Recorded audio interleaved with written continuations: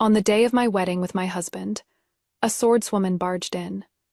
She lifted my bridal veil and pinched my face with a grin.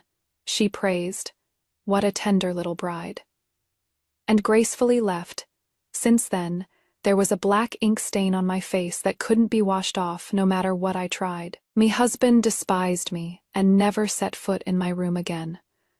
My mother-in-law resented me for occupying the position of the main wife, yet being unable to bear an heir. Even my sister-in-law lamented that her brother had such a hard fate, marrying an ugly woman. I became the invisible mistress of the Marquise's mansion, working hard without complaint, managing the household, raising the adopted son, wholeheartedly planning for the Marquise's household. Until I stumbled upon my husband and the swordswoman enjoying flowers and a spring outing together. Only then did I learn that my husband and the swordswoman had fallen in love at first sight, long ago. The swordswoman was unwilling to be bound by the rules of the Marquise's mansion and left my husband.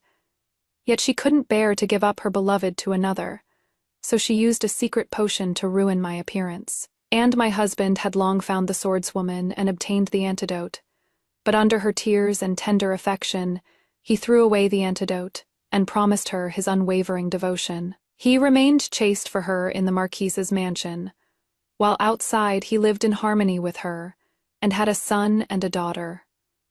The son was given to me to raise, to inherit the Marquise's family legacy. The daughter stayed by their side to bring them joy, and in the future would have a husband marry into her family. All these years, they lived so happily, and I was the only one suffering. I secretly slipped the heroine some muscle, weakening powder, then set the manor on fire, notified my husband and son to come put out the fire, tied them up as thieves, and threw them into the manor together. Knowing I had committed a capital offense, I wrote a letter in my own blood and struck the drum of appeal, accusing the Marquise's household of favoring a concubine and mistreating the legitimate wife. The Marquise's household was stripped of their titles and demoted, and I was sentenced to death. The Empress took pity on me, allowing me to divorce before my execution. From then on, I was no longer a wife of the Liu family, just a daughter of the Li family. After my death, I saw everyone cursing the Marquise's household, and also saw everyone calling me a vicious woman. Let people say what they will about right and wrong, but this life of mine was truly wasted. When I opened my eyes again, I was back on my wedding day. The heroine came flying straight at me with a grin. I quickly pulled my husband in front of me as a shield. This time, it was my husband's face that got stained with a big ink mark. I came to my senses amidst Gu Feiyan's startled scream, realizing I had experienced rebirth. In my previous life, on my wedding day, my face was smeared with black in public. Gu Feiyan ran away giggling. Everyone's eyes fell on me. I was terrified, and at a loss, tears welling up in my eyes. Yet I barely held them back. The maid supporting me tried to wipe off the black stain, but found it wouldn't come off. Under my mother-in-law's urging, she could only hurriedly cover me with the bridal veil, proceed with the wedding ceremony first. At that time, none of us realized that ink mark would stay with me for the rest of my life. Tode, looking at the ink stain on Lu Yu's face, two thoughts quickly popped up in my mind. One was that I would make this ink stain stay on Lu Yu's face for a lifetime. I would make him regret what happened today until the day he dies. Two was that I would make Gu Feiyan also taste this pain. I would make them love and kill each other, suspect each other, and hate each other until death. Lu Yu watched Gu Feiyan flee and slightly breathed a sigh of relief. He turned around to look at me, but his face was full of reproach. "Shangshang, you've really disappointed me. Let's break off the engagement." I indifferently lifted the disheveled wedding veil and casually tossed it on the ground. In my previous life, Lu Yu and I were married for over 20 years, yet we never had marital intimacy. He wanted to keep himself pure for Gu Feiyan. He and I were nothing but strangers living under the same roof. In this life, we haven't completed the wedding ceremony, so we can't be considered husband and wife. I will be the Lai family's daughter, not his Lu family's wife. I never want to be tied to him again. Lu Yu was stunned. He reached out and grabbed my sleeve. Shangshang, just because someone made a scene, you want to break off the engagement? Around us, everyone was shocked. Lu Yu's mother, Madame Qian, had a livid expression. Lu Yu's younger sister, Lu Lian, also looked furious. I sneered. In my previous life, I also thought I was just unlucky, running into a crazy woman who made trouble and ruined my whole life. But later, I found out. Lu Yu, his mother, his sister, they all clearly knew about Gu Feiyan's existence, knew she had a secret medicine that could remove the ink mark on my face. Yet they all collectively kept silent. My mother-in-law counted on me to manage the inner household. Me sister. In-law relied on me to earn her dowry and back her up at her husband's family. They hoped I would whip myself and squeeze myself dry out of low self-esteem, be a diligent old workhorse, always trying to please them, so they could reluctantly make use of me while looking down on me from their high horse. In this life, they can forget about splashing even a drop of dirty water on me. I said coldly. Young Master Lu, this ink mark is called Wushuang ink. Once it sticks to the skin, unless there is a specially made secret medicine, it is absolutely impossible to remove. That person clearly came with the intent to ruin me. And that woman kept calling you. You, Lang. Young Master Lu. This is a romantic debt you brought upon yourself. And I, Li Shangjun, absolutely refuse to marry someone who is half-hearted. Lu Yu was slightly startled, then his brows and eyes darkened. Don't be alarmist. I admit that woman and I know each other, but there is absolutely nothing romantic between us. Today was just her being childish and making a fuss. Actually, love or not love, it is really quite clear.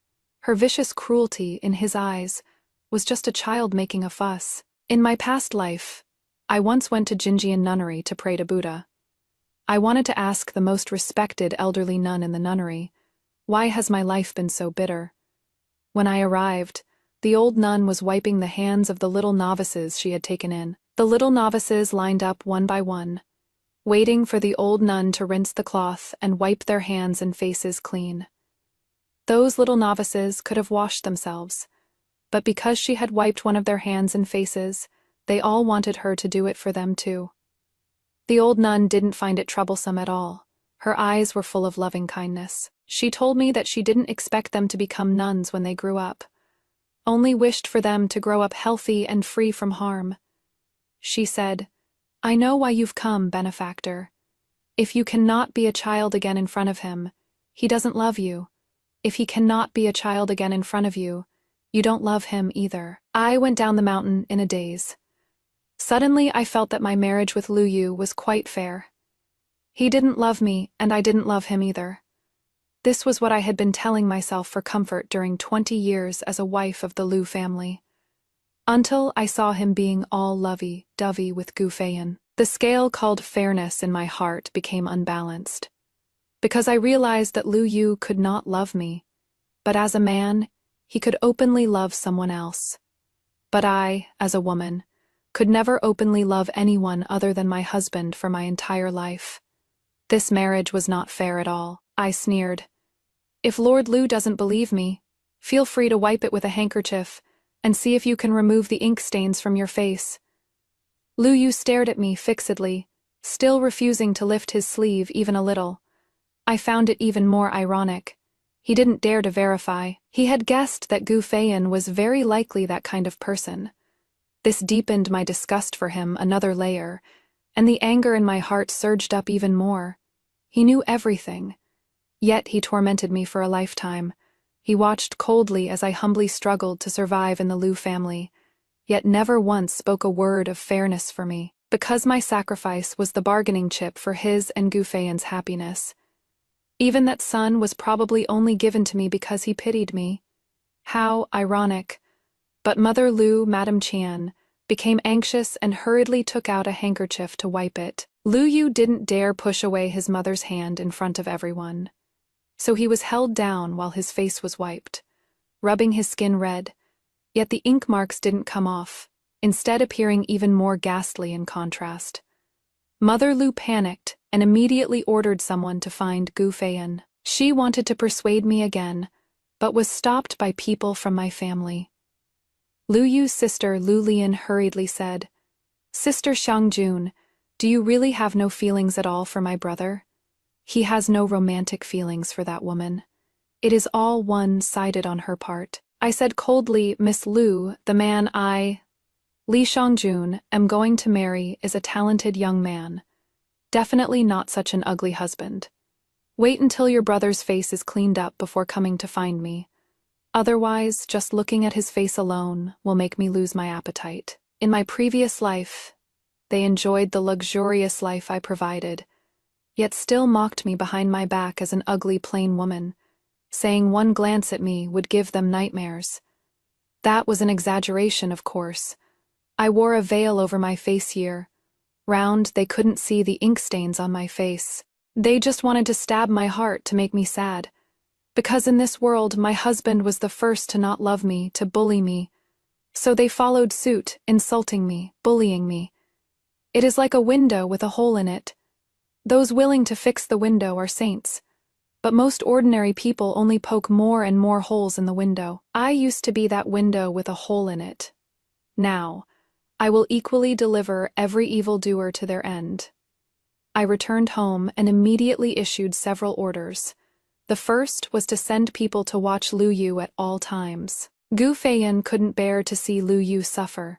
She would definitely go back to find Lu Yu. I would make sure she never returns. I would make Lu Yu live with that ugly face for the rest of his life. The second was to go to Yuxiang Tower in the capital. That was the largest assassin organization in the capital. I would put a bounty to have people hunt down Gu Feiyan. In my previous life, I had tried every way possible to find Gu Feiyan. I had a photographic memory. I drew Gu Feiyan's portrait, tried every way to find people from the Jianggu, wanting to find Gu Feiyan and get the antidote from her. But Lu Yu angrily accused me of colluding with Jianggu people, saying I wanted to ruin his official career. At that time I asked him how he found out. I handled this matter discreetly, and Yuxiang Tower has even better confidentiality.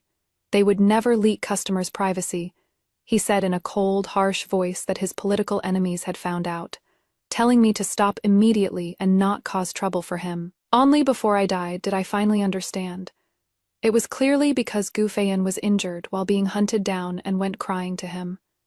That is why he came to me, using the excuse of affecting his official career to make me withdraw the assassination order. In this life, I will make Gu Feiyan live in fear every single day. Since she doesn't like being bound by the Marquis Manor's rules, then she might as well spend her whole life displaced and wandering. Third is to summon the manor physician, give him a prescription, and have him analyze Wushuangmo. In my previous life, I could never find the antidote, so I could only desperately make money, buy several pharmacies, hire some renowned physicians, and work on the prescription. I figured that as long as I could crack the prescription, I would naturally be able to find the antidote. Those renowned physicians were indeed capable. They came up with a prescription similar to Wushuangmo, and also attempted to concoct an antidote. That antidote, when used on my face, only lightened the ink color somewhat, but did not completely remove the ink marks from my face. Those renowned physicians said that perhaps one or two of the most crucial ingredients were missing, and those ingredients probably weren't from around here. They likely came from foreign lands. That Gu Feiyan had traveled far and wide, journeying everywhere. Who knows where she got such strange and peculiar things from? I felt regret in my heart, but I was not discouraged. I had them modify the prescription, changing it to a frost, free ink with no antidote whatsoever. At that time, I actually harbored a thought. If one day I found Gu Feiyan, I would smear her entire face with ink. I would make her regret what she did for the rest of her life. In my previous life, I used this formula, slipped her the soft tendon powder, and blackened her face, but she died too quickly. No one saw her blackened face. I didn't feel any satisfaction from revenge at all. only a dreamlike sense of absurdity. Everything was just too absurd. Because of the love and hatred between him and her, I became a sacrifice to maintain their happy life. But no one ever asked if I was willing. In this life, she shouldn't dream of living in this world with a clean face. The last thing, I went to do it myself. I changed into casual clothes, brought along my maids and servants, drove the carriage, and went to a fair. In a corner of the fair, there was a man and a woman. The man stood with his sword in his arms, eyes downcast, his handsome face full of impatience. The woman was performing, her appearance plain, quite ordinary, but she wielded her sword with such dexterity and ferocity that her whole being exuded a valiant spirit, radiating an inner brilliance. Her gaze was resolute, feeling no shame in performing for money. When she finished her sword dance, she picked up a small basket to collect tips, but the crowd scattered with a whoosh, afraid of being asked for money if they left too slowly, and some even spat at her. That woman had a calm expression. When she was about to reach me, I averted my gaze and didn't give any money, instead going to the tea stall next door and ordering a cup of tea. That man said coldly, "I told you long ago, this is useless, but you just wouldn't believe me." That woman didn't like hearing such sarcastic remarks, and replied, "Senior brother Zhu, if you want to do it, then do it. If you don't want to, then just stay aside. Nobody asked you." That man was called Zhu Wu. The woman was called Ku. The two were senior and junior disciples, and also Gu Feiyan's enemies. In my previous life, I had already found out through various channels that the woman who harmed me was called Gu Feiyan, a somewhat famous heroine in the Jianggu, with exceptionally graceful lightness skills. She was innocent and carefree, with clear likes and dislikes, and loved to join in on the fun. She stood up against injustice and had done good deeds, but if you accidentally offended her, you'd better watch out for her making your life a living hell. Zhu Wu and Ku, his master, Song Yishan, was an old Jianggu veteran. Later, wanting to retire from the Jianggu, he held a golden basin hand. Washing ceremony. On that day, if no one came to seek revenge against him, then it would mean all Jianggu grudges were settled, and from then on, he could return to a peaceful life. But Gu Feiyan just had to barge in and called out to Song Yishan, "Dad, did I agree to you washing your hands in the golden basin?" Then, with a giggle, she knocked over the golden basin and gracefully departed. Her casual call of Dad made it seem like Song Yishan got the better end of the deal. But Song Yishan had lived an upright life, and he and his wife loved each other dearly. The two had no children, so they took in Zhu Wu and Ku He as disciples to pass on their legacy. Suddenly, a woman appeared calling him father, and even knocked over his golden basin. Not only did his golden basin hand washing ceremony fail to take place, but he also had a falling out with his wife. His wife didn't believe anyone would casually call a stranger father, and was convinced he had betrayed their bond, leaving in anger. Song Yishan went to chase after her, but encountered an enemy on the way. That enemy had originally planned to settle their grudge with him, but upon learning his golden basin had been smashed, and a daughter had appeared, thought his character was despicable, that heaven wouldn't allow him to wash his hands of the Jianggu. If this grudge went unavenged, it would be an affront to justice. That enemy had originally intended to sever one of his arms to settle the score, but Song Yishan was anxious to find his wife. Both sides lost their tempers, and Song Yishan was accidentally killed. His wife, having calmed down halfway through her journey, came back intending to get a clear answer, but saw her husband's corpse. Believing she had caused her husband's death, she took her own life beside him. From then on, Zhu Wu and Ku he embarked on the path of vengeance. The two sold off their belongings and searched everywhere for Gu Feiyan. Now they had reached the end of their rope. Zhu Wu had always been proud, unwilling to perform for money or work as someone's guard. He thought of escorting goods at an escort agency. But once you joined an escort agency, signing a contract meant being bound for several years. He disagreed, thinking that way she couldn't avenge her master quickly enough. So she planned to make a living by street performing. And once she got money, she would go find Gufeyan. In the previous life, Gufeyan knew they were looking for her, so she sent people to ambush them and beat them half to death. It was when I came down from Jinging Nunnery that I picked them up and brought them home. After they recovered from their injuries, they worked for me. I hired renowned masters to teach them. After the two finished their training, they searched everywhere for Gufeyan. Later, Zhu Wu brought back a severed head, saying he had already killed Gufeyan. But Gufeyan was tight-lipped, preferring to destroy the antidote rather than hand it over.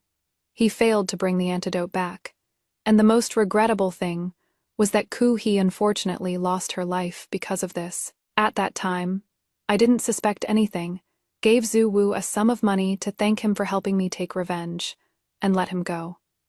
I only felt regret that He had died. At night, I lit incense, gazing at the benevolent-faced Guan Yin, wanting so much to ask clearly, is so-called revenge, trading one life for another, worth it?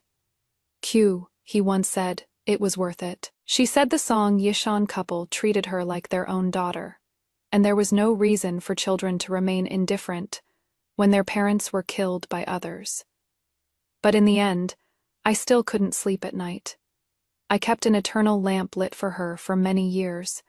That resentment in my heart, strand by strand, never ceased. I felt revenge should be taken, but she should have stayed alive too.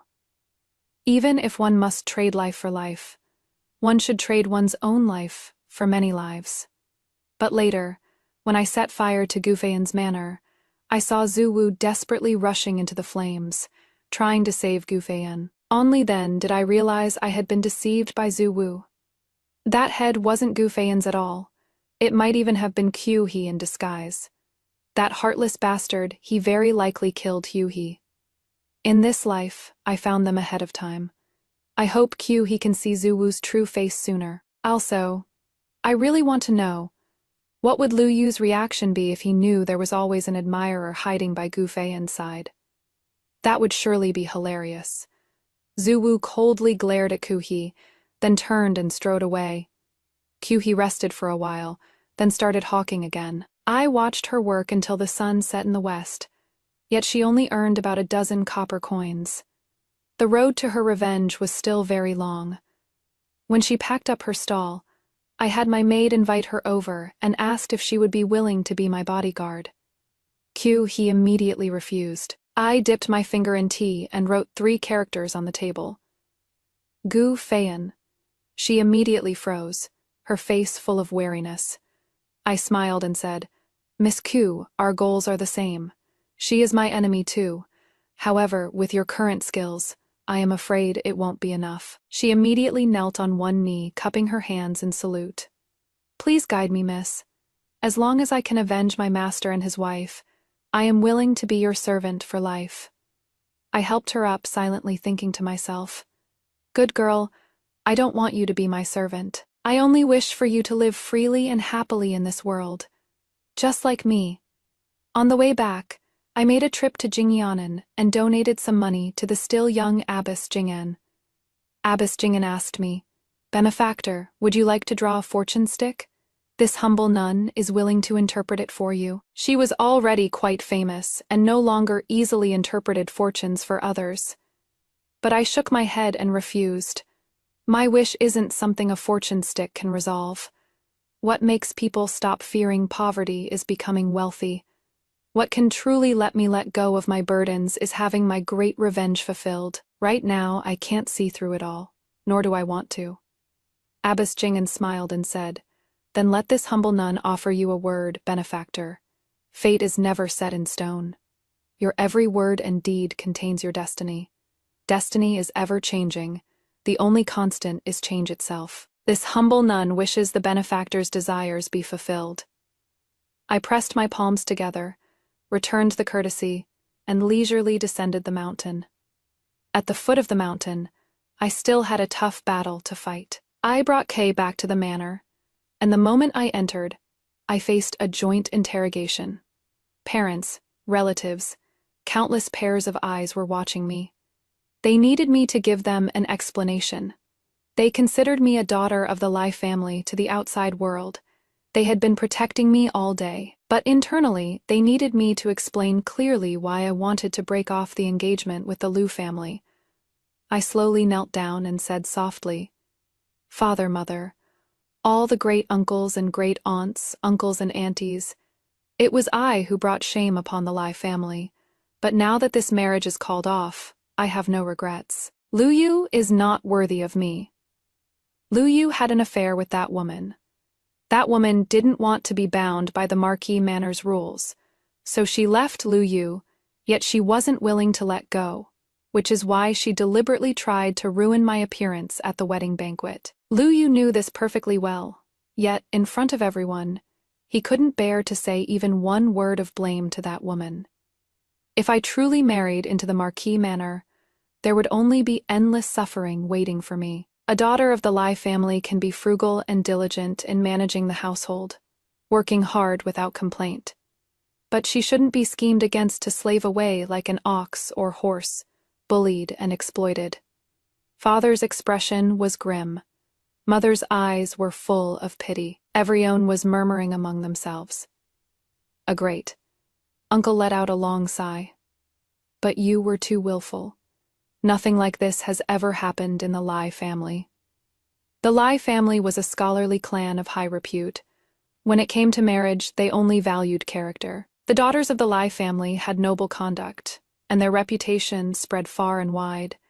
They never had to worry about finding a match. Back then, when the Marquis Manor came to propose marriage, what they valued was the Lai family's reputation.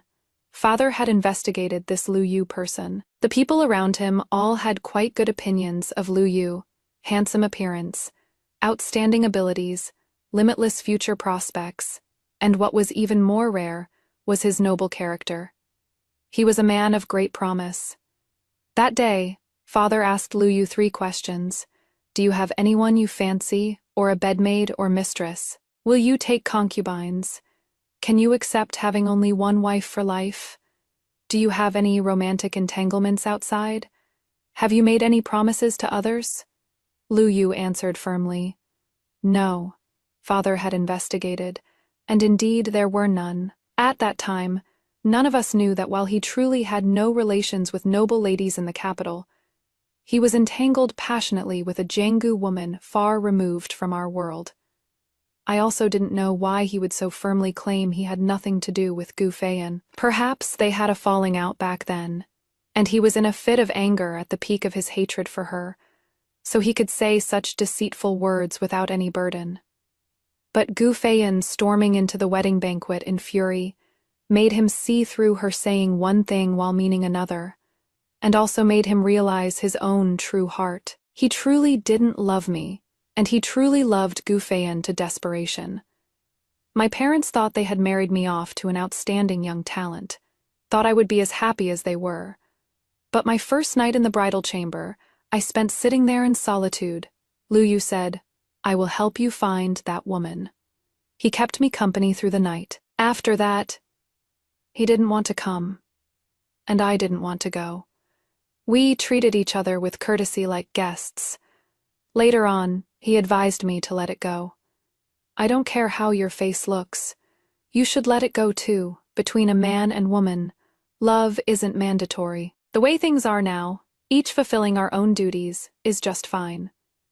If a person were a tree, I feel like my inner self is withering day by day, because I've dried up so much that I can't get even a drop of water to nourish me. The Marquis Manor is full of people who need me, yet no one gives me a single thank you in return.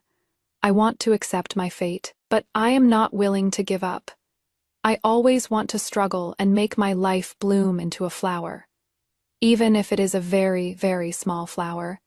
At least my life would have been brilliant once. But no. Until death, I remained withered and dried up. I was punished to kneel in the ancestral hall. He felt indignant for me. She accompanied me into the ancestral hall. She said, "If it were me, I would kill those 2 people. She is so cute. I didn't kneel in front of the prayer cushion. In my previous life, I had been the obedient and sensible noble lady long enough. In this life, I don't care anymore. I offered incense to the ancestors, then opened the window and let he take me away. He froze. Huh? I smiled. Let's go. Weren't we going to kill those two people? Let's go now. Aren't you going to kneel? I took a deep look at the ancestral tablets. Nope. Our own ancestors wouldn't bear to let their own descendants suffer. My rebirth might have been granted because the old ancestors kowtowed until their heads broke underground. How could they blame me? They would only feel heartache for me. He was in a daze. She pulled me along as we climbed out the window and over the wall. I commented, "Your strength and lightness skills are both a bit lacking. You won't be able to catch up to Gu Feiyan like this." He took me to hide near the Lu residence. The sky had long since turned completely dark. The courtyard of Lu's mother, Madame Qian, was noisy and chaotic. Madame Qian was probably in a bad mood, and the sound of her scolding could be faintly heard in the air. Lu Lian was throwing things around, slapped a maidservant across the face, and loudly told her to get lost. Later, the candles in the courtyard went out one by one. Only the candle in Lu Yu's room remained lit. He sat by the window, the candlelight casting his silhouette clearly. He was actually a very handsome man, with looks that could deceive. Back then, we were all more or less fooled by his face. Mother said, "You two were a perfect match in terms of appearance." I had also wondered, if my appearance hadn't been ruined, would Lu Yu and I have lived in mutual respect? I thought. Perhaps we would have, but perhaps we would still have ended in tragedy, because there is no face that doesn't age, and Lu Yu was not a sincere gentleman of consistent character. I thought, this is fine too. At least I never gave him my heart, so it is not a loss. But seeing my parents' loving relationship, I still feel regret. Father loves mother's youthful face, and also loves her wrinkles as she ages. Mother cherishes father, even though he is not as imposing as before, and feels tender about his graying hair. They had quietly discussed the question of who would die first. In the end, the two faced each other in silence, tears falling quietly. Neither could bear for the other to die first, nor could they bear to leave the other behind, to grieve alone. Having seen the finest love in the world, I finally understood my own bleakness, and found it all the more absurd. My thoughts drifted far away. He suddenly tugged at my sleeve. She quietly pointed in a direction, and I saw under the tranquil, empty night sky, a woman appeared sneakily. After checking her surroundings, she was about to slip into the Lu family courtyard without a sound. It was Gu Feiyan. I took out a whistle and blew it lightly. Several people immediately stepped out from the darkness to intercept Gu Feiyan. Gu Feiyan's lightness skill was indeed formidable. She darted and dodged among the several people with extreme agility. But in the end, 2 fists were no match for 4 hands, and she gradually fell to a disadvantage. He wanted to go forward to help, but I held her back, letting her watch quietly. Then we saw a person leap out, block those people, and swiftly rescue Gu Feiyan. He was greatly alarmed and abruptly stood up. She recognized him. "That person was Zhu Wu," she said. "It is senior brother Zhu. He caught Gu Feiyan. Let's follow and get revenge." She was very excited. I felt a bit sorry for her. In her previous life, she trained in martial arts very hard. To avenge master and mistress, she really practiced like her life depended on it. She was stronger than Zhu Wu, but, in the end, it was Zhu Wu who took her life, because she had never once suspected Zhu Wu. This life, she'd better see things clearly. I said, "Miss Ku, from now on you need to hide your presence, and can't say a single word. If you say 1 word, I'll deduct 1 copper coin from you. On the contrary, if you can persist without saying a single word, I'll reward you with 1 silver ingot. 1 silver ingot is 10 taels." His eyes widened. She opened her mouth to speak, but then remembered something and hurriedly shut her mouth tight. nodding vigorously. We followed Zhu Wu. We saw Zhu Wu bring Gu Feiyan to a safe grove. He reluctantly let go of Gu Feiyan, stepped back, turned his face away and said coldly, "Miss Gu, it is safe now. You are fine." He hid with me behind a tree. Upon hearing this, her eyes went wide and she immediately wanted to rush out. I held her back tightly and signaled her to listen. Gu Feiyan, still shaken, looked around before turning to Zhu Wu and said with amusement, "So it is you. How come you were there?" Zhu Wu gave a cold snort and turned to leave. Gu Feiyan's eyes rolled and she cried out, "Aya!" Zhu Wu immediately stopped in his tracks and turned back to ask, "What is wrong?" I twisted my ankle. It hurt so much. Gu Feiyan's face was full of pain. Zhu Wu leaped and quickly darted to Gu Feiyan's side, bending down to look at her foot, continuously asking Gu Feiyan, "Does it hurt here? How about here? Is it this spot?" Gu Feiyan burst out laughing with a PFF'd. "Big brother Zhu Wu, you care about me. Why do you care about me so much?" Zhu Wu realized he had been teased, immediately let go of Gu Feiyan's foot, stood up and angrily scolded, "You temptress, always playing tricks on people. I won't believe you again." He immediately walked away. Gu Feiyan hurriedly said, "Hey, I did lie to you. My foot really doesn't hurt, but my heart aches." That one sentence made Zhu Wu stay. Zhu Wu stopped in his tracks. "What does your heart ache for?" "For you, of course. I know you must be very conflicted, very upset. I deliberately avoided you because I didn't want us to end up like this. But it still happened anyway. Say whatever you want. You harmed my master. Between you and me, there is only deep hatred. This time I am letting you go. But next time I see you, I definitely won't show mercy." She strode away. Gu Feiyan called out loudly, "Zhu Wu, turn around." Zhu Wu instinctively turned his head. Gu Feiyan said with a grin, "There, you've seen me again. Now you can come kill me." Zhu Wu was so infuriated by her that his hand reached for his sword hilt, gripping then releasing, releasing then gripping, doing this several times, making people roll their eyes. He was already fuming with rage. I firmly gripped her wrist while carefully observing Gu Feiyan. Having lived 2 lives, I really don't understand Gu Feiyan at all. I don't understand what magic she has to make Lu Yu disregard propriety and rules, to make Zhu Wu set aside the grudge of his master's murder. I want to watch a bit more. Zhu Wu was so angry his face contorted, yet he still didn't draw his sword. Gu Feiyan threw herself into Zhu Wu's arms with a beaming smile, hugging his waist, and said softly, "Brother Zhu Wu, I knew you couldn't bear to kill me. If you don't make a move on me this time, you won't ever make a move on me again. Right? I know the anguish in your heart. You hate me for ruining your master's golden basin hand. Washing ceremony, but do you know why I did that? Why?" With soft jade and warm fragrance in his arms, Zhu Wu visibly relaxed. He seemed to be looking forward to Gu Feiyan giving a reasonable explanation, so he could let go of his moral burden and no longer have to avenge Song Yishan. Gu Feiyan let go of Zhu Wu and said coldly and proudly, "Isn't it all your master's fault? It would have been fine if your master just wanted to retire himself, but he insisted on having you retire from the Jianggu with him, forbidding you from seeing me anymore. He said I always stir up trouble and that I only have martial skills but no sense. I heard all of that.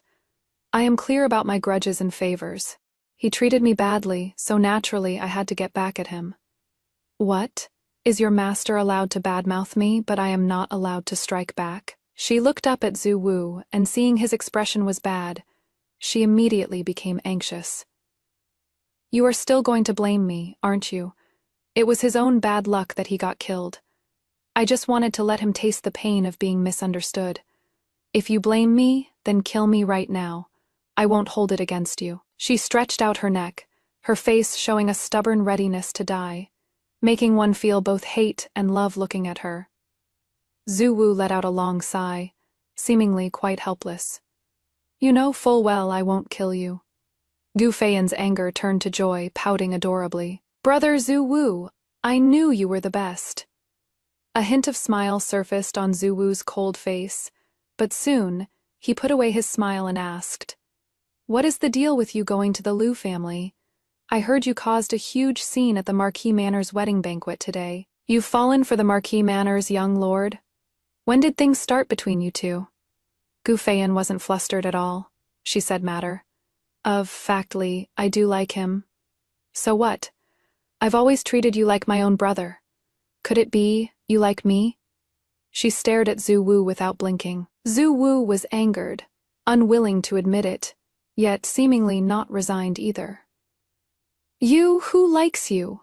Gu Feiyan said as if it were obvious. If you don't like me, is it not okay for me to like someone else? Zhu Wu was furious, yet he still refused to say the word like, as if saying it would make him completely beneath Gu Feiyan. Gu Feiyan let out a soft hum, slightly tilting her chin up, fingers twirling her hair, looking cute and charming. She glanced sideways at Zhu Wu, and seeing how angry he looked, couldn't help but let out a long sigh. Brother Zhu Wu, stop being angry. You clearly know there is no possibility between us. Why is it impossible? Between you and me stands your master's death. Though I didn't kill him, the world doesn't know the truth and won't see it that way. They'll point fingers at us. Can you really ignore what people say? And then there is your junior sister. I've heard she is an extremely stubborn person. If you really get together with me, she won't just kill me, she'll kill you too. What would you do then? I don't want you to end up abandoned by everyone. Nor do I want you caught in a dilemma, Brother Zhu Wu. Calling each other brother and sister is the best outcome for us. You and I truly have no fate in this life. You'll respect me and give me your blessings, won't you? In my heart, you'll always be my brother. She spoke as if on the verge of tears. Zhu Wu's heart softened, his face full of frustration and turmoil. He spoke irritably. I won't let my junior sister kill you. I'll figure something out. But what is the use of liking him? He is the son of nobility, and you are a woman of the Zhonggu. Besides, he is already about to marry. A man like that doesn't deserve you. Hamph. So what if he is a son of nobility? I, Gu Feiyan, am worthy of anyone. Besides, it was me who didn't want him. That is why he went to marry someone else. Then why did you cause trouble at their wedding banquet? You clearly can't let go. Yes, I can't let go. I wanted to see what kind of woman he is marrying. I am still heartbroken and sad. So why does he get to have a beauty in his arms? I crashed his wedding out of jealousy. I want him to remember my face for all eternity. I won't allow him to look at anyone else. I want to ruin that woman and make everyone despise her. I am just a despicable, petty person trapped by love. Are you satisfied now? Gu Feiyan was being unreasonable, but Zhu Wu became anxious. His eyes were full of panic, and despite being such a big man, he didn't know what to do with his hands and feet. I didn't say that. But you clearly think so. I don't. Kill that cheap woman for me, and I'll believe you. You are being ridiculous. Yes, I am being ridiculous. I am immature. Are you regretting knowing me now? If so, let's never see each other again.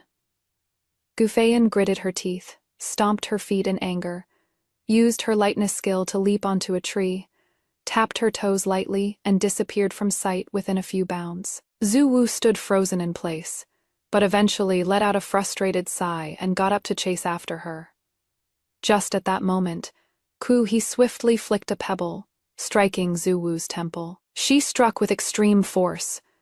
Zhu Wu let out a muffled groan and collapsed to the ground. He rushed over, angrily delivered another knife, hand strike to knock him out completely, and only then tied him up. She kicked Zhu Wu several times with hatred. Bastard! Bastard! Bastard! How can you face master? How can you face Shifu's wife? She never dreamed that her master would have his family destroyed, just for speaking a few words against Gu Feiyan, and even less expected that Zhu Wu and Gu Feiyan knew each other, and had once developed feelings for each other. She felt it wasn't worth it for her master and his wife, having raised such an ungrateful wretch. I also feel it wasn't worth it for myself. In my previous life, my entire life was truly wasted by these three lunatics. I blew a whistle, waited for a moment, and a few people came at the sound, throwing Gu Feiyan on the ground. These were people from Yuxiang Tower. They went after Gu Feiyan and easily took down the completely unsuspecting Gu Feiyan. I searched her and found 2 bottles of ointment. Own bottle of Wushuang Mo, and another bottle that smelled very similar to the antidote for Wushuang Mo, that famous doctors had once concocted, but it still needed to be confirmed. I locked the 2 of them in a secret room at one of the Lai family's estates. I held them separately, then blindfolded them and splashed water to wake them up. The first one to be interrogated was Gu Feiyan. After she woke up, she turned her head blankly and said harshly, "Who are you? What do you want?" I remained silent. "Ku." He coldly whipped Gu Feiyan once, feigning anger. "You harmed my brother. Of course I came to find you for revenge. I am asking you, where is the antidote for Wushuang Mo?" Gu Feiyan said. "You are Lu Lian." He snorted lightly, not denying it. Gu Feiyan wasn't as angry anymore, and relaxed a little. It seemed that in her eyes, Lu Lian would never harm her life no matter what. So Lu Lian already knew about Gu Feiyan at this time. I was dazed for a moment, and the unwillingness and anger in my heart kept surging up endlessly, lingering and persistent, like weeping and lamenting. Gu Feiyan said, "I didn't mean to harm your brother. It was that cheap woman. She had no feelings for your brother at all. Otherwise, why would she hide behind your brother and make me accidentally miss?" "Ah," He whipped Gu Feiyan hard again. "You are the despicable one. It is none of your business what happens between my brother and sister-in-law. Who gave you the right to debase yourself by disrupting someone else's wedding? Didn't your parents teach you any manners or etiquette? Or are you like an animal born and raised without parents? Give me the antidote, and I'll spare your life. Otherwise, I'll disfigure your face." She pulled out a dagger, the cold blade pressed against Gu Feiyan's tender cheek. Gu Feiyan seemed to finally feel afraid, suppressing her rage, and said coldly, "The antidote is on me." He pretended to reach out and search her, naturally finding nothing. She raised her hand and slapped Gu Feiyan with a sharp smack. "You lied to me. There is no antidote on you at all." "How could that be? There must be. Keep looking." Gu Feiyan panicked. His voice was cold and harsh. "There is none means there is none. Are you deliberately trying to harm my brother? If my brother's career is ruined, he will never forgive you in this lifetime." This dynasty had regulations. Officials must have proper appearance and sound bodies. If Lu Yu couldn't remove the ink marks on his face soon, his career would come to an end. He would never again hold a high position with power in his hands, like in his previous life. Gu Feiyan was on the verge of tears from panic. "There really is. Check again." "How could I possibly harm you, Lang?" He softened her tone slightly. "There really isn't any.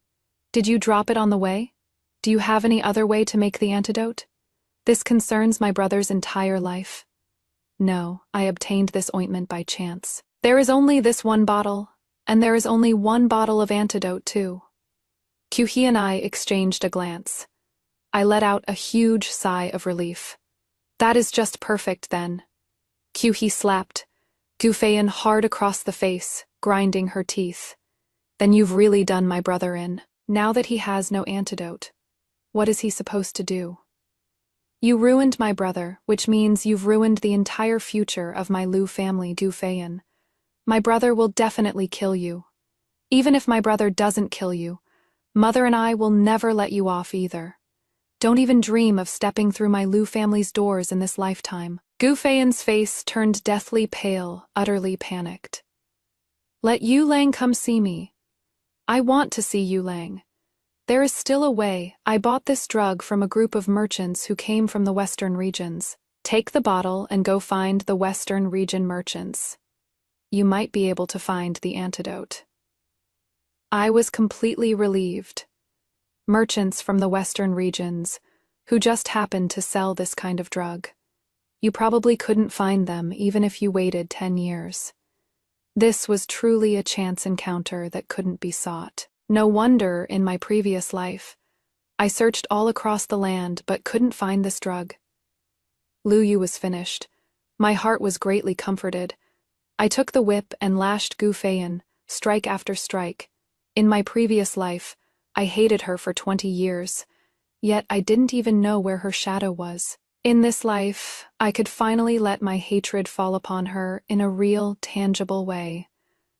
The tip of the whip slashed across Gu Feiyan's face, leaving bloody whip marks on her face. She let out a miserable scream, her head turning toward my direction in disbelief. "You bitch, how dare you ruin my face? Your brother will never let you get away with this." I threw down the whip, put on suede gloves, and applied frost, free ink to the places on her face that had been torn apart by the whip.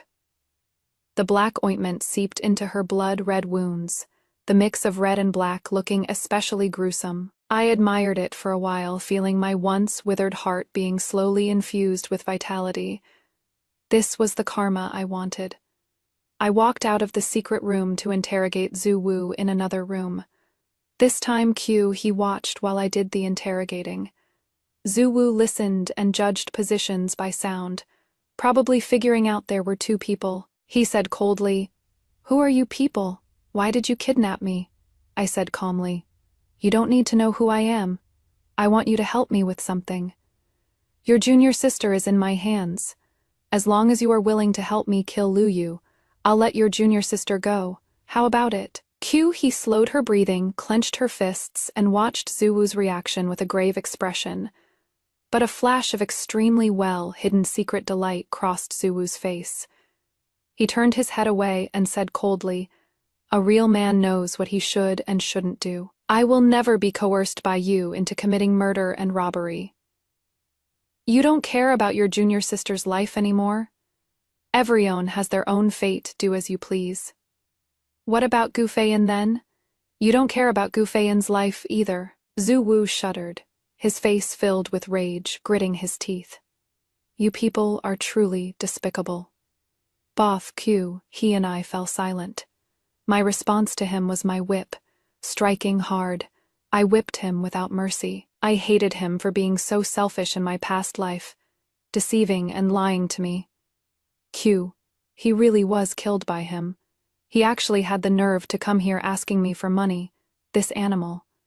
I got tired from the beating. He took over. Zhu Wu screamed miserably again and again, blood soaking through his clothes, and he quickly became a bloody mess. I said indifferently, "Quite the tough nut. I just wonder if Gu Feiyan can endure this beating." "Stop, you guys. Don't hit her. I'll go kill Luyu." Zhu Wu gasped out to stop them, then said coldly, "I know who you are. You are Luyu's fiancée." "Shut up! I have nothing to do with him anymore. He is my enemy now." I knew I had lost my composure, but for some reason, I couldn't bear hearing words like me being Luyu's fiancée. It would make me sick, deeply sick. Zhu Wu let out a long sigh and advised me, "Miss Li, Luyu doesn't like you. Just let it go.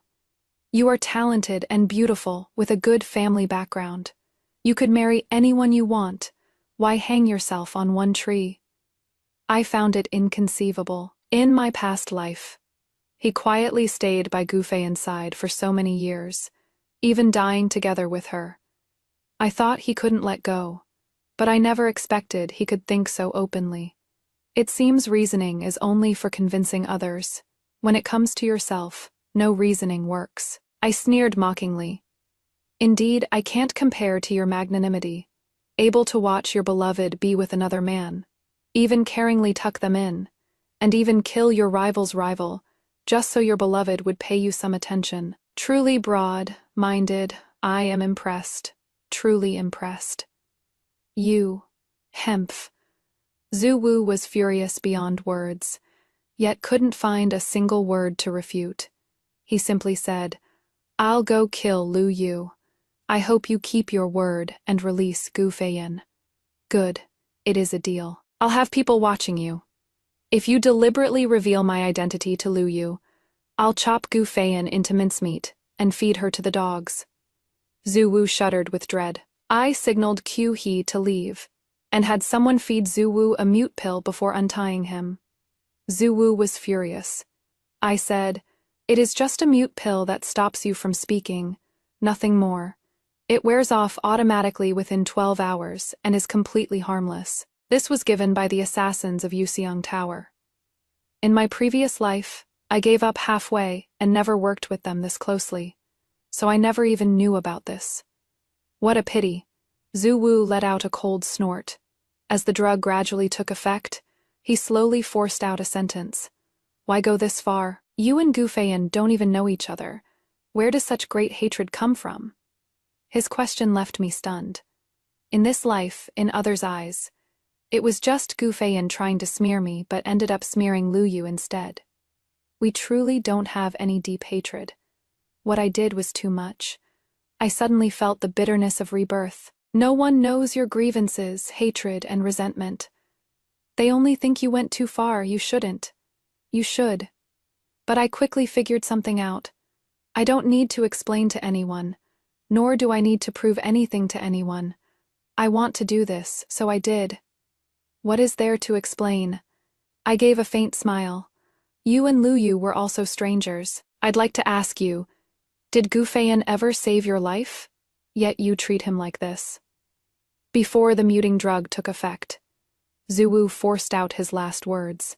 She never saved me, but I adore her.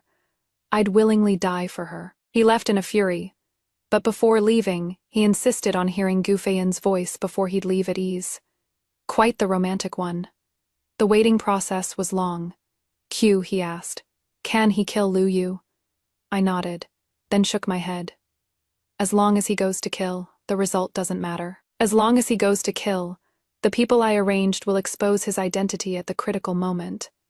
Then he'll get an imperial arrest warrant. He'll never be able to stay at inns normally, or buy and sell things normally for the rest of his life. He'll have to hide forever. When the time comes, I'll let him leave with Gu Feiyan, but I'll tell Gu Feiyan that he went to kill Lu Yu.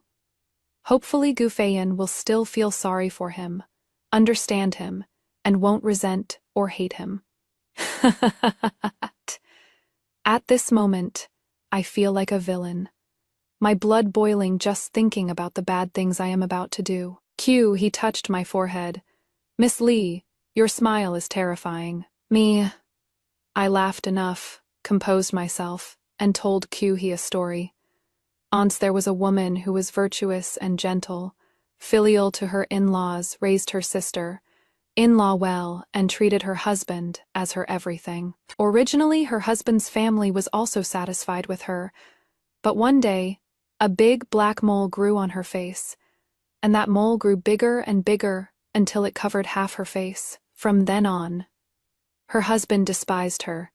Her in-laws scolded her. Even her sister, in-law, showed her no respect. But she still took care of them wholeheartedly, thinking that she had already lost her looks. She couldn't lose her reputation too. These were the very foundation of her standing. But one day later, she discovered that the mole on her face was deliberately caused by her husband poisoning her. Because her husband had fallen in love with a young and beautiful woman, and was keeping that woman outside like a treasured jewel. That woman didn't need to serve her in-laws, didn't need to raise the sister. In-law was spoiled, willful, and made unreasonable scenes. But the husband was deeply fond of her, not only putting thought into pleasing her, but also promising one life, one world, one pair, never touching another woman. And the in-laws praised that woman for bearing children, the sister. In-law also liked her, growing closer to her. In the end, the son that woman bore inherited the family business. Her daughter took in alive, in son, in-law, and she got everything. Yet the legal wife was despised, loathed, and insulted. Even though those people only had stable lives because of her hard work, they even called her greedy. Q-hee, I can't figure it out. Why does the virtuous and gentle woman only get a bad name, while that mistress gets everything? Why? Q. He fell silent. I was silent too. Her gaze rested quietly on me, unable to speak for a long time. After a long while, she spoke. Li Shangjun, you see me now avenging my master and his wife. But actually, I wasn't the child they loved most. They preferred Zhu Wu. The successor they chose to carry on the sect was Zhu Wu. She had never been a very likable child since she was little. Zhu Wu didn't like her, thought she was ugly, and her talents were mediocre. When she was young and didn't know better, she called him brother. Zhu Wu angrily warned her to never call him brother, only senior martial brother. She understood Zhu Wu's disdain, and from then on, only called him senior martial brother properly, never getting close again. The Song Yishan couple also preferred Zhu Wu more, feeling he was a man, and he looked dignified and impressive, not a disgrace to the family name. So Zhu Wu only needed to practice martial arts, while she had to both practice martial arts and do many chores. Li Shangjun, you see how this world is full of malice toward ordinary-looking girls. Because of my plain appearance, I lost master and mistress's regard and senior brother's affection. But so what? That only shows most people in the world are mediocre. I just need to become not mediocre myself. Do you know? Before master retired from the martial world, he told me that I actually have great talent in swordsmanship. He said he was going to retire, no longer needed someone to uphold the family reputation, so he would fairly teach me his trump card. Li Shangjun, at that moment, I felt so relieved, but I was also sad. Pretty people don't need to fight for anything. Someone will just hand them martial arts manuals. But someone unattractive like me has to work so hard just to be treated fairly. But I don't hate master and mistress. They gave me a life, and everyone is imperfect. Just like I am imperfect in appearance. They're imperfect in their thinking. That is all. As long as I think of this, I am not sad anymore. I am avenging master and mistress, not entirely for them. I am doing it for my future self. I hope that in the future, when I live to 30, 40, 50 years old, I can look back on things from my youth with no regrets. Li Shangjun, I live for myself. This is my way of the sword. I can't answer your question, but I believe there is justice in this world. Otherwise, there wouldn't be US Jongu folks upholding righteousness. If I were to meet that woman, I wouldn't be able to give her an answer, but I would kill that adulterous couple for her. I felt a deep respect for her. I picked up a treasure. She is a pearl lost in the vast ocean. Q-He, I've also been thinking about a lot of things. For us young ladies of the boudoir, we've been taught since childhood to be virtuous and ladylike, to mind our reputation, and to consider the family's honor and disgrace in every word and deed. In fact, we do rely on our families to make a living. Without the family's protection, I wouldn't have been able to smoothly break off the engagement with Lu Yu. The family is my turtle shell. When danger comes, I can hide inside. But normally, I have to carry the turtle shell and walk slowly to keep it from getting damaged. It can be a bit tiring, but I can't just enjoy the benefits of the turtle shell without bearing its downsides. The question I asked you, actually, I've thought about it carefully too. A good woman loses everything. A bad woman gets everything. That is just what I thought. In fact, at the end of that story, the legal wife killed her husband, the mistress, and the mistress's children, and she herself was also executed. But the emperor upheld justice for her and had her husband's household confiscated. The empress pitied her and allowed her to divorce before dying. You see, once you step out of that original family, good people are still good people, and bad people are still bad people. This is what they mean by justice lies in people's hearts. If in an environment, good people turn into bad people, it is definitely not the person's fault, but the environment's fault. You just need to step out of it. Q-He, I haven't found my own path yet, but I think, someday, I will find it. And I hope every person who has been bullied and humiliated can become their own hero without waiting for someone to save them. This day was the happiest day since my rebirth. I suddenly felt that the heavy turtle shell on me had become a bit more transparent, and also a bit harder. I suddenly realized that this shell doesn't have to be a heavy burden dragging me down. It can also be hard yet light, carrying me up to the ninth heaven. Before long, a servant came to report that Zhu Wu had returned, but he had blood on him, and it looked like the assassination had failed. He and I exchanged a glance. I hurried to see Zhu Wu, while he hid in the shadows. Zhu Wu's face was full of rage, his long sword pointing at me, but upon seeing the layers of guards around me, he resentfully sheathed his sword. The assassin who had followed him whispered a report to me. Lu Yu's home had no guards defending it. Zhu Wu rushed directly into Lu Yu's room and stabbed Lu Yu in the chest with his sword. Just as he was about to kill Lu Yu, he followed after him, called out Zhu Wu's name, and then slashed Zhu Wu's leg. This commotion alerted the Lu family's guards. Zhu Wu, dragging his injured leg, barely managed to escape after much hardship. He already knows I did this on purpose, and now he hates me to death. Hearing this made me feel quite pleased. Lu Yu probably didn't set up guards to make it easier for Gu Feiyan to come and go from the courtyard. He was certain Gu Feiyan would definitely come to deliver the antidote to him, but never in his wildest dreams would he expect that it was his love rival who came.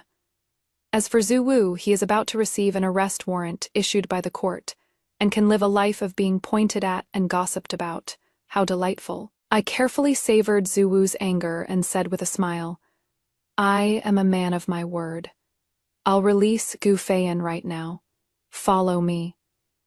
Zhu Wu was held by guards, enduring the pain from his injured leg, staggering as he followed me into another secret room. Gu Feiyan heard the movement and immediately said, Who is there? Let me out. Let me out.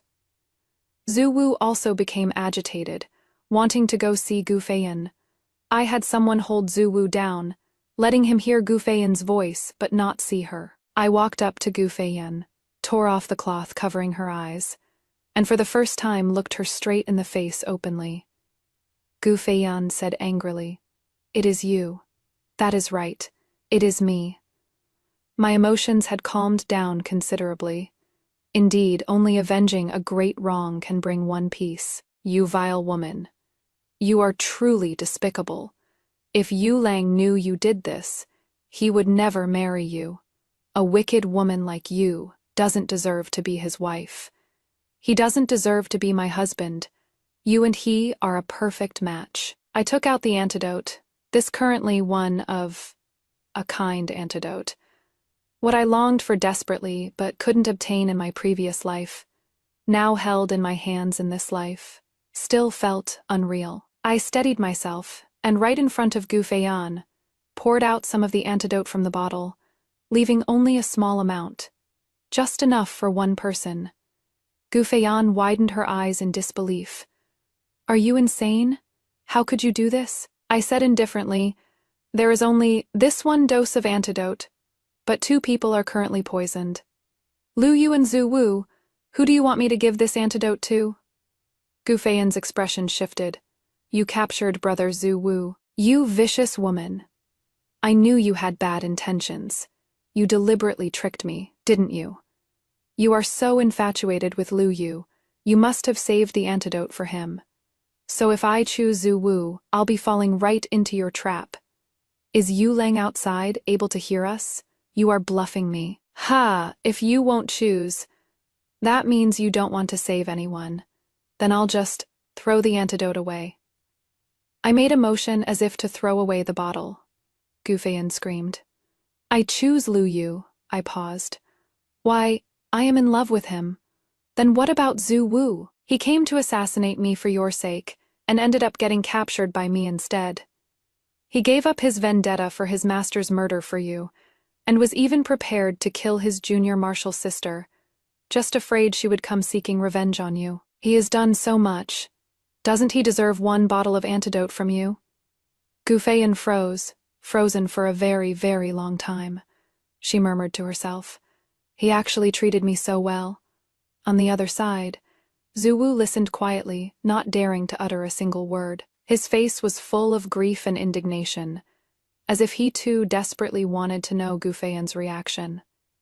After a long while, Gufeiyan shook her head fiercely, as if trying to shake off all that momentary emotion.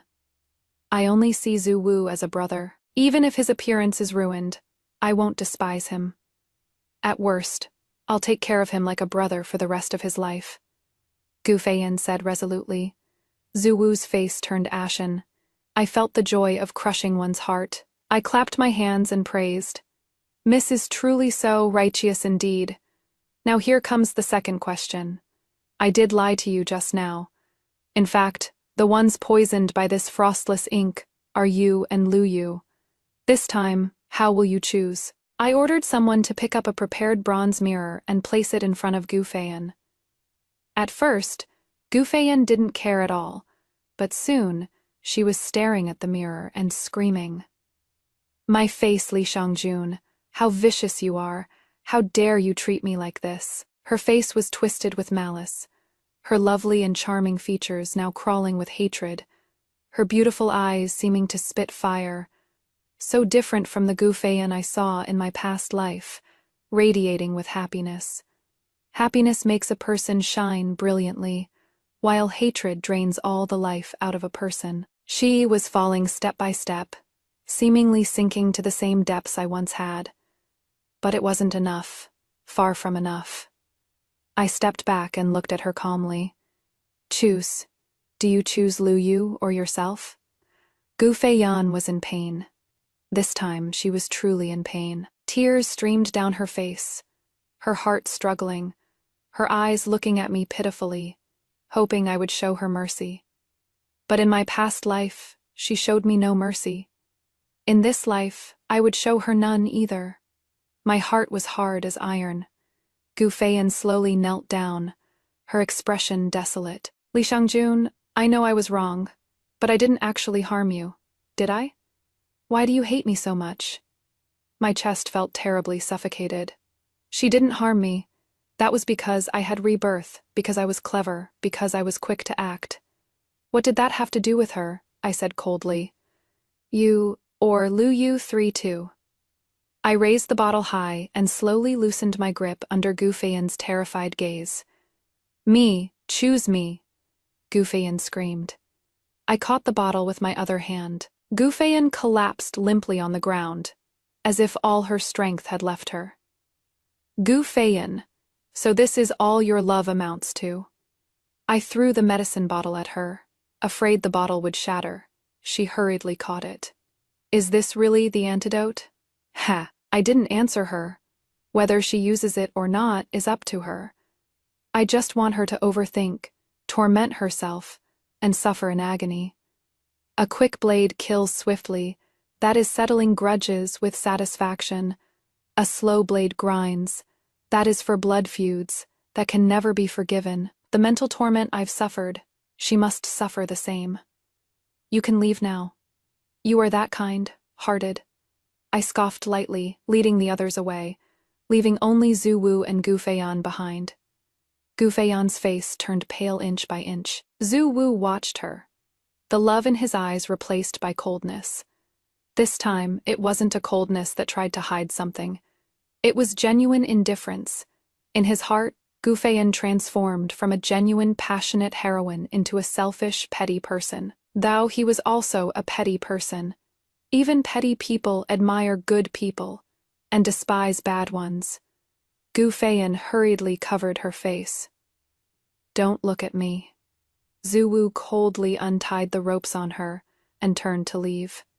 Gufeiyan felt his disgust, tears nearly falling. She picked up the antidote and hurried to catch up. Brother Zuwu, wait for me. The two came out one after the other.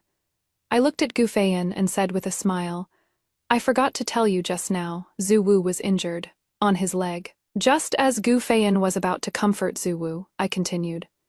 But this wound was left from Zuwu's assassination attempt on Luyu.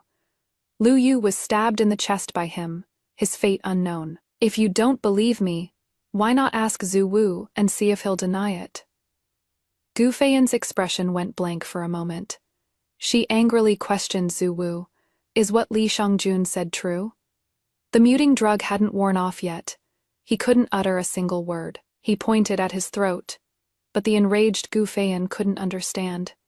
In the end, he glared fiercely at me and limped away in agitation. Gu Feiyan followed behind him, her earlier eagerness gone, replaced only by bewilderment and resentment. She didn't dare stay alone either, fearing I would catch her again, so she could only reluctantly follow Zhu Wu's steps. He stepped out from the shadows and asked, "Just let them go like this? You really gave her the antidote?" I nodded. Once she uses up the antidote, the nightmare truly begins. Once she uses the antidote, she won't dare to see Lu Yu again. And I'll issue a kill order. She'll have no choice but to stay with Zhu Wu to survive. Zhu Wu is being hunted by the court, so he can only stay with her as cover. I want them to have no choice but to be together, yet have no choice but to despise each other. That is the most satisfying punishment. By the time I got home, the doctor had already developed an enhanced version of Wushuang ink with no antidote. Looking at that small bottle of ointment, I added another Zhonggu assassination order at Yushang Tower. I want them to send their assassin with the best Qinggong to track Gu Feiyan. I don't want Gu Feiyan dead.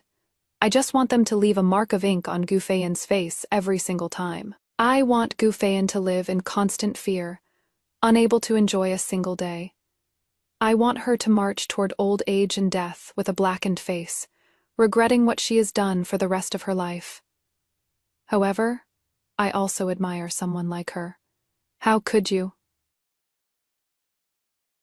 He was stunned. I sighed. She is a villain who always puts herself first, never letting herself be wronged. If good people could learn even half of herself, prioritization, maybe they could live better lives. How to balance self-interest and the greater good is always a difficult question. But I hope good people can live better, instead of always sacrificing, always giving as if living. It shouldn't be this way. After finishing all this, I had a nice long sleep. I slept for 2 days and 2 nights. When I woke up, I felt refreshed and clear-headed, as if all the fatigue from my previous life had been swept away. I looked at that still, young face in the mirror, yet the eyes were not those of a 16-year-old girl. Now, I only have one enemy left. The Liu family. He excitedly told me about Lu Yu. Lu Yu was stabbed by Zhu Wu, seriously injured, and now lies unconscious. He is a court official, so the assassination attempt is a big deal. The capital magistrate has already issued a warrant for Zhu Wu's arrest, based on the Liu family's descriptions. Now wanted posters for Zhu Wu are plastered inside and outside the city. The Liu family took this opportunity to request leave for Lu Yu, only hoping to cure the ink marks on his face during the treatment period. Lu Yu's mother, Lady Qian, already despised Gu Feiyan completely, declaring she would never let such a vulgar woman into the Liu family. Lady Qian even came to apologize to my father and mother on one hand. She said the Liu family was unfortunate to be entangled with a Zhonggu woman, leading to their current predicament. On the other hand, she said she liked a virtuous and gentle noble lady like me, and still hoped the two families could set aside old grudges and become in-laws. Lady Qian knew she couldn't persuade my parents, so she started actively seeking famous doctors to treat Lu Yu. But no matter how many medicines they tried, the ink marks not only didn't fade, they actually looked deeper and more terrifying. The Liu family spends silver like flowing water every day. Lulian hasn't gone out for fun or shopping in a long time, and has developed some resentment towards Lu Yu nowadays. The Liu family is full of bickering and fighting all day, no longer the happy and harmonious scene of before. A smile couldn't help but spread across my lips. I've heard people say before, if you want to quickly become close with someone, the way is to badmouth someone together. I used to be the one they talked about. By badmouthing me, they formed alliances and tightly united together. Now without me, unable to find a common enemy, they can only attack each other and fall apart. How satisfying. He hesitated again, then said, Li Shangjun, your reputation might be ruined, but I don't think it matters. What do you think? I smiled and nodded. Indeed, it doesn't matter. Who doesn't talk behind others' backs, and who isn't talked about behind their back? I am not a saint, and I can't expect others to be saints either. As long as I live better and better, more people will say good things about me.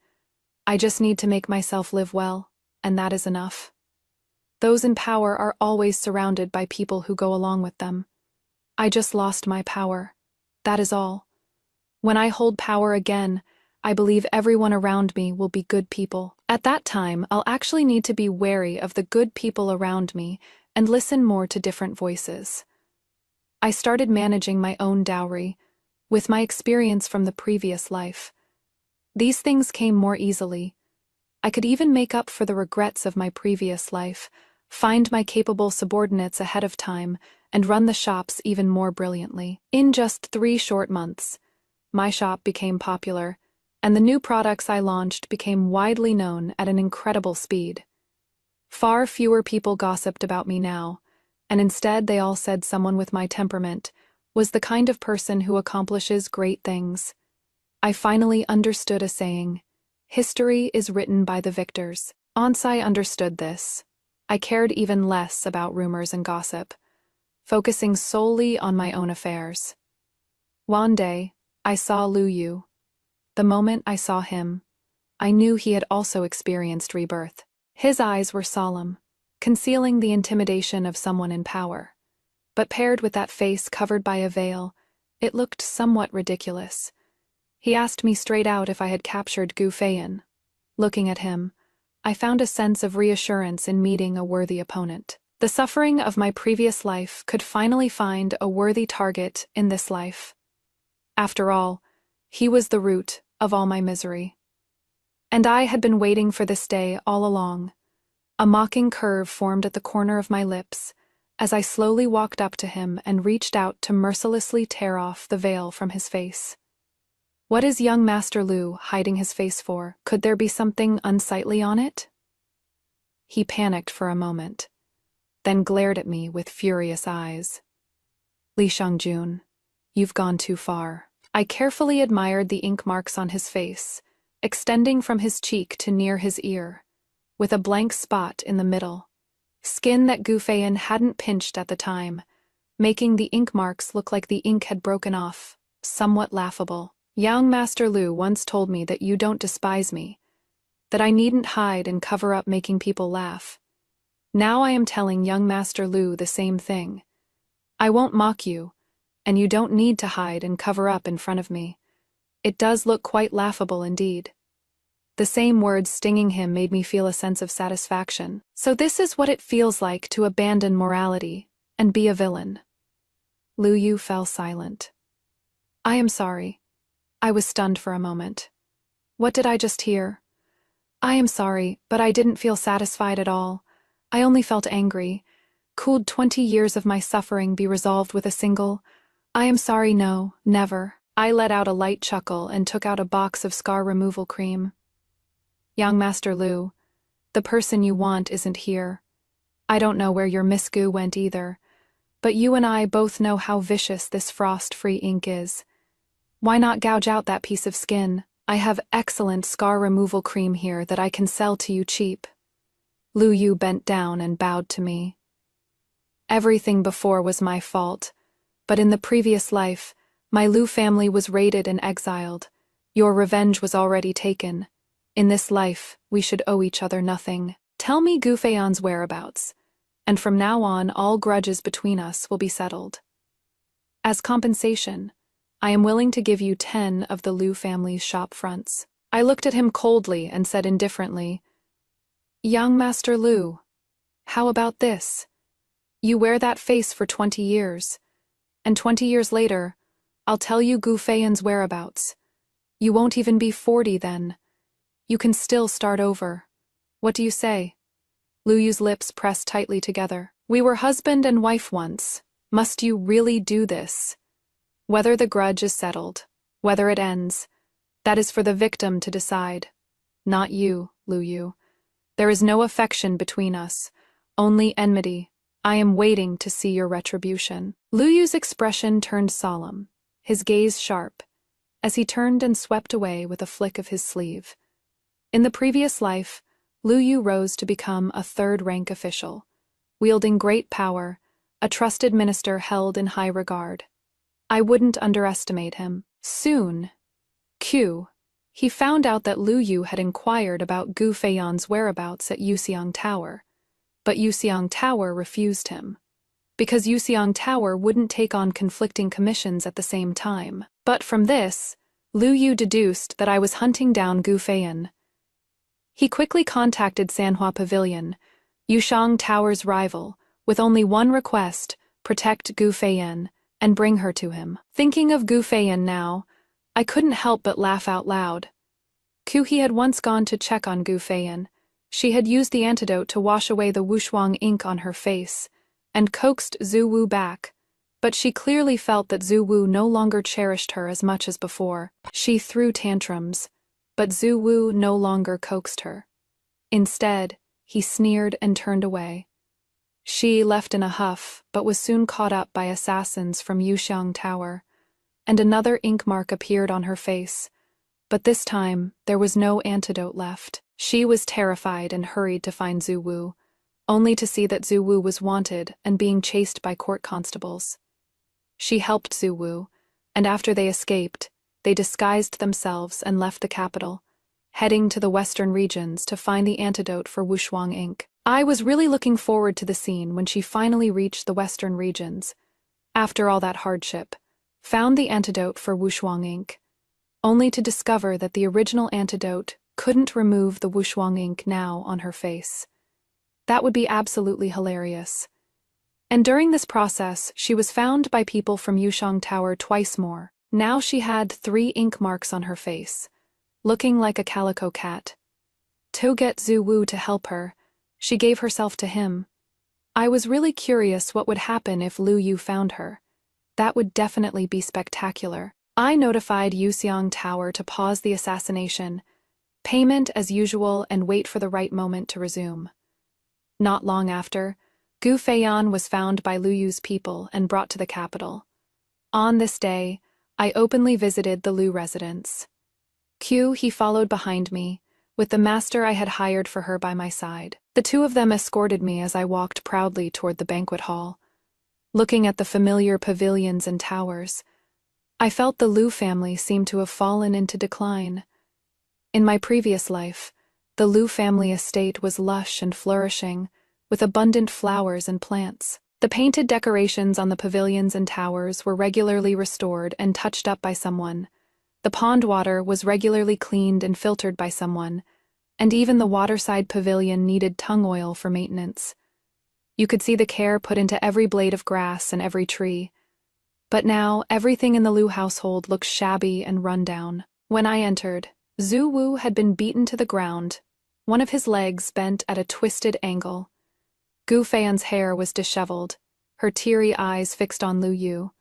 Lu Yu lifted her chin and asked her where the antidote was. Gu Feiyan gritted her teeth and refused to speak. Lu Yu yanked away the veil covering her face. His eyes widened in shock. He released his grip in astonishment, stumbled back several steps, and collapsed into the armchair. How could this be? How? I watched this scene with great satisfaction, a lot of the resentment in my heart dissipating. Gu Feiyan turned her head, saw me, quickly put on her veil, and accused, "It is all her fault. This wretched woman ruined the antidote." I smiled and said, "Miss Gu, you are not telling the truth. I clearly gave you a choice back then." "Shut up! Shut up! You are not allowed to say it. Stop talking." Gu Feiyan covered her ears. "Speak." Lu Yu roared angrily. I sat down, contentedly admiring their fury, a smile on my face. See, I can be happy and at ease too, as long as my enemies suffer enough. Amitabha, I'll donate some money to Jingning Nunnery later. Seeing that I kept my mouth shut, Lu Yu vented his anger on Gu Feiyan. Speak. Why won't you say anything? Gu Feiyan stubbornly refused to speak. Zhu Wu, who was lying face down on the ground, suddenly spat out a mouthful of blood and sneered. Of course she doesn't dare say because… Zhu Wu. Gu Feiyan shrieked, but Zhu Wu ignored her completely and said to himself, because there was only one dose of antidote left. Li Xiangjun made her choose whether to give the antidote to you or use it herself. Lu Yu Gu Feiyan chose herself. She chose herself. Gu Feiyan's face turned deathly pale. Lu Yu was struck as if by lightning. Zhu Wu laughed maniacally, thrilled by his enemy's defeat. But as he laughed, tears streamed down his face. Gu Feiyan, you disgust me. I actually harmed my master and his wife for a woman like you. If I could live again, I would kill you. I would tear you into 10,000 pieces. He roared out. Gu Feiyan's lips trembled as she looked at Lu Yu pleadingly. Yu Lang, it is not like that. I was so scared. I was afraid you'd think I was ugly and wouldn't want me anymore. I was really scared. Lu Yu gritted his teeth. You don't believe me. Gu Feiyan was stunned for a moment, then shrieked her questioning. How do you expect me to believe you? How long had we been apart before you were about to marry? You've been so fickle with me. Why should I still believe you? If I hadn't crashed the wedding banquet, you and Li Xiangjun would have already flown off together. Would you have remembered then that there was a Gu Feiyan in the martial world waiting for you? You fell for me at first sight back then. Was it really because I saved you, or was it just lust at first sight? What is wrong with me cherishing my own beauty? Today's outcome was caused by your fickleness. The fault is not mine. Gu Feiyan is my enemy. But at this moment I admire her. Someone like her probably always sleeps well at night. The entire hall fell silent. Everyone seemed to have lost their strength. Lu Yu said in despair, What does a woman's appearance matter? All you want is your husband's favor, and I can give you that. But do you know what will happen now that I have ink marks on my face? I'll never be able to serve as an official in my entire life. His Majesty will forget about me. The Liu family will be kicked out of the capital's nobility, and the Marquis title will end with my generation. Only by making achievements could I beg for His Majesty's mercy and let our son inherit the title. But because of your selfishness, all of this is ruined. What about our children? Have you ever thought about that? He had confused his past life with this one. By the time he realized it, he had already lost the desire to explain. Gu Feiyan was bewildered and stunned. I said indifferently, Who said a woman's appearance isn't important? A woman's appearance is only occasionally shown to others. But most importantly, it is for ourselves to see. You want to live respectably in this world. But are we women not human beings? Don't we need to live respectably and beautifully in this world too? Ha, ridiculous, Gu Feiyan said. That is right, I've done nothing wrong. Me?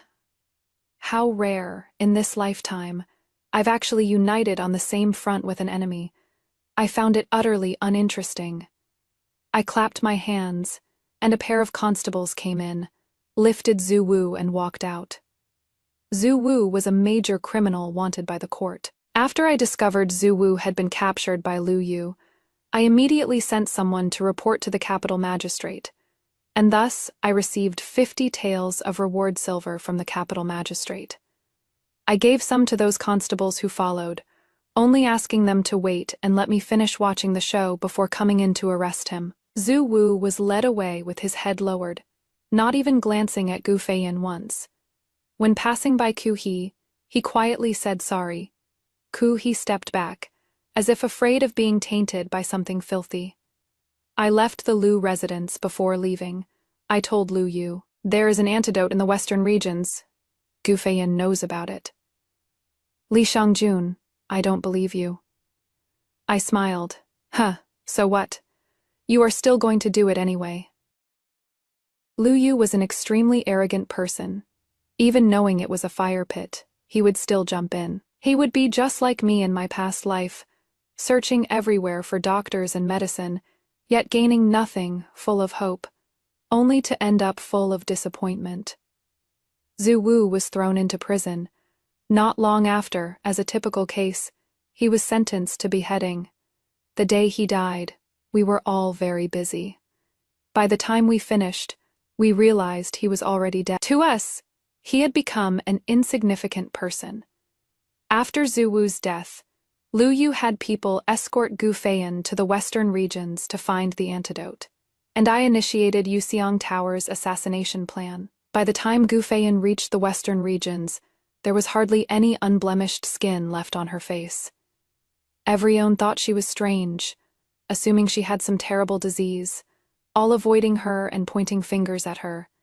And her feelings toward Lu Yu changed from genuinely wanting to find the antidote for him at first, to wishing he would just die. Because Lu Yu had initially hired Yuxiang Tower's rivals to protect her, but later he couldn't afford it anymore, and had to withdraw the protection. His men watched as Gu Feiyan was bullied. At first, they'd at least make a token effort to stomp their feet, but later, they just stood by and watched. Gu Feiyan went from evading and dodging at first to accepting her fate. Once a person accepts their fate, it is the beginning of sliding into the abyss. I figured, even if she found the antidote in the western regions, she probably wouldn't bring it back for Lu Yu anymore. Besides, the antidote was hard to find. How long would it take her to find it? Later on, Lu Yu colluded with officials to suppress my shop. He hired thugs to cause trouble, and had officials come to crack down. I treated this coldly because I had already squeezed all of the Lu family's shops out of business.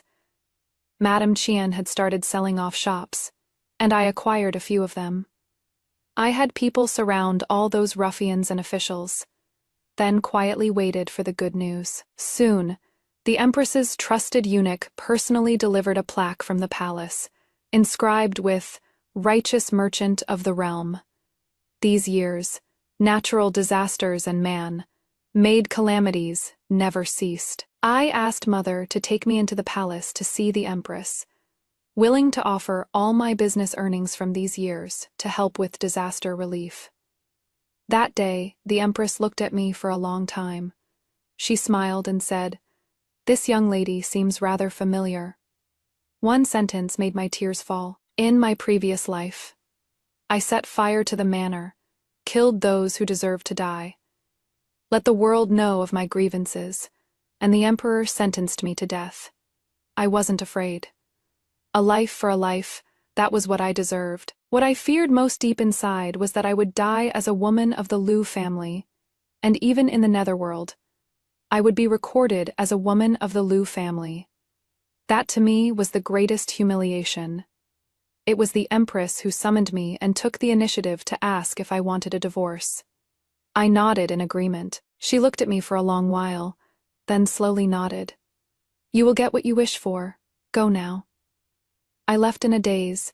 My feet had been tortured, so I walked very slowly. I heard the palace maid beside the Empress ask her, "Your Majesty, killing one's husband is a grave crime. Why do you still bestow grace upon her? She is a good child. She just never met good people. Even a clay figure has some temper, so why shouldn't she seek revenge?" When I died, my heart was completely at peace. I thought, I had met a good emperor and empress. I was born in a decent era, but unfortunately never met decent people. If there is a next life, let me live a better life. Heavens above, I am begging you. Rebirth into a new life. I took revenge, made money, won people over, befriended the powerful. But only Her Majesty, the Empress, wasn't someone I could repay just by wanting to. I saved up money for 3 years before I felt capable enough to stand before her. Before entering the palace, I actually really wanted to proudly tell her how hard I worked these 3 years, how much I accomplished these 3 years.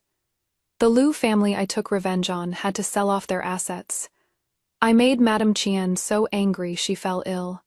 I made it so no one has come to ask for Lu Lian's hand in marriage to this day. As for Lu Yu, he is now begged for a small position in a prince's residence, only hoping to bet on the right horse and rise. again following a new master in the future. I also earned lots and lots of money, enough for her to calmly handle any disaster. But when I really stood before her, I suddenly found I couldn't say anything at all, could only follow Mother in kneeling and paying respects. Until she spoke those words, tears came streaming down. Emotions from my past and present life all surged up in an instant. I cried uncontrollably. Mother, afraid I'd lose my composure, hurriedly pleaded on my behalf. The Empress waved her hand and ordered someone to bring hot water and a handkerchief, waited until I had cried enough, then said slowly, "Good girl, what is wrong with you?" When I left the palace, my heart felt like it had a piece of candy sweetly giving off a fragrance. The Empress accepted my donation and gave me 2 gifts in return. One was a plaque of righteous merchant of the realm, allowing me to conduct business unhindered in the future. The other was assigning the disaster relief work to the 7th prince, not the 4th prince whom Lu Yu served. The 4th prince knew he had been implicated because of Lu Yu, and hurriedly kicked Lu Yu out of his advisory team. Lu Yu asked to meet me. I refused. I was very busy, and had little time left to spare for the past. For me, every day was a brand new day, full of sunshine. 5 years later, the Liu family was stripped of their noble title, and their former marquis mansion was reclaimed. Madame Qian fell ill. By then, Lulian had already married into a small household, living a tight life. When she heard Lu Yu came to borrow money for Madame Qian's medical treatment, she hid in her room pretending not to be home. Lu Yu had no choice but to go out and earn money himself to support his elderly mother. But the capital was big, and living there was not easy. Not long after, Madame Qian passed away from illness. Lu Yu couldn't afford a burial plot, and had to sell his last possessions to bury Mother Lu. But at this time, he still had a sliver of hope, wanting to wait for Gu Feiyan to bring back the antidote from the western regions. So, I had someone deliver the antidote to Gu Feiyan's hands. Gu Feiyan was overjoyed and applied the medicine on her face, but it was useless. She applied the entire bottle of medicine, only to find it was useless. Great joy followed by great sorrow. Gu Feiyan died in despair in the western regions. Lu Yu waited year after year until finally that last bit of hope faded away. Later on, I took my adorable little daughter to offer incense at Jingnianen. Abbess, Jing'an smilingly stroked her hair, praising, "Little girl, you look so lovely, and your fate is even better." My little daughter revealed her cute little tiger teeth in a charming smile. Going down the mountain back to the capital, we encountered a beggar on the road. My daughter said, "He is so pitiful." I looked at the disheveled Lu Yu and said indifferently, "Baby, don't casually sympathize with others. You don't know if what you are sympathizing with is a person or a ghost. Save your kindness for those who truly need it, not for those who just look pitiful. But don't be afraid. Mother will accompany you as you grow up and share this prosperous